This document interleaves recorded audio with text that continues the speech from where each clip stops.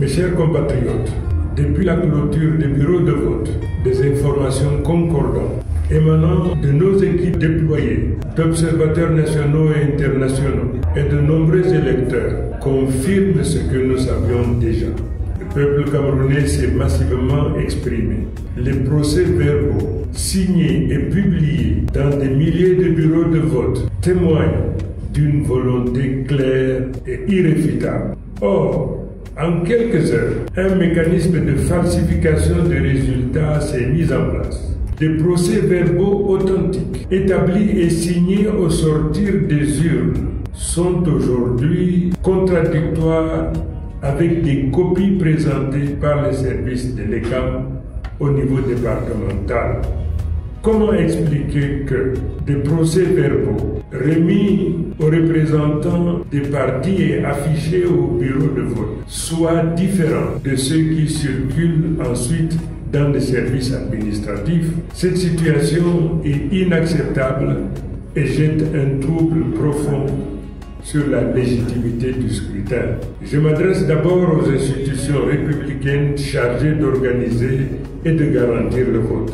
L'administration territoriale et l'ECAM, les présidents des tribunaux de grande instance siégeant dans les commissions, le Conseil constitutionnel. Vous avez une responsabilité historique. La confiance du peuple repose sur votre impartialité. Si des doutes pèsent sur l'intégrité d'un procès verbal centralisateur, il est de votre devoir professionnel et civique d'en instruire immédiatement la vérification et, le cas échéant, de suspendre toute proclamation fondée sur des documents entachés de fraude. À nos juges et magistrats présents dans les commissions départementales, votre rôle n'est pas de protéger des procédures opaques, mais de garantir la sûreté de la voix souveraine du peuple.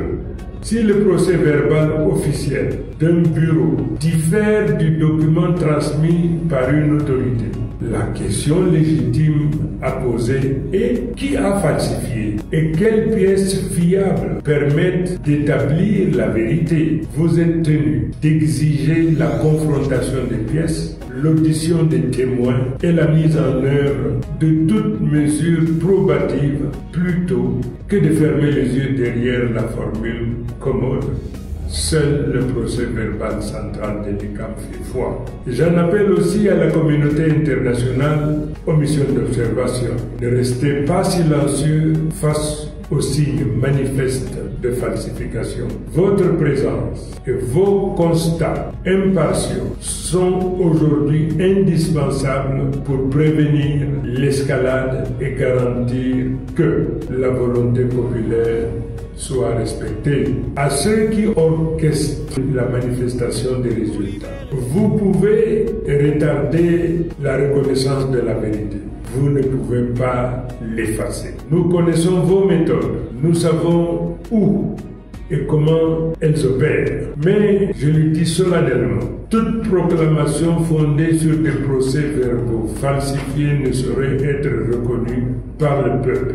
Le peuple camerounais, dans son immense majorité, a voté pour le changement et non pour le maintien de l'ordre établi. Il n'acceptera aucun résultat qui ne soit pas le reflet du vote issu des urnes et affiché dans tous les bureaux de vote en application de l'article 113 du Code électoral. Enfin, j'invite l'ensemble des forces vives de la nation, partis politiques, société civile, églises, syndicats, médias indépendants, à se joindre à cet appel pour exiger la transparence et la loyauté du dépouillement et la proclamation des résultats. L'avenir du Cameroun se joue aujourd'hui.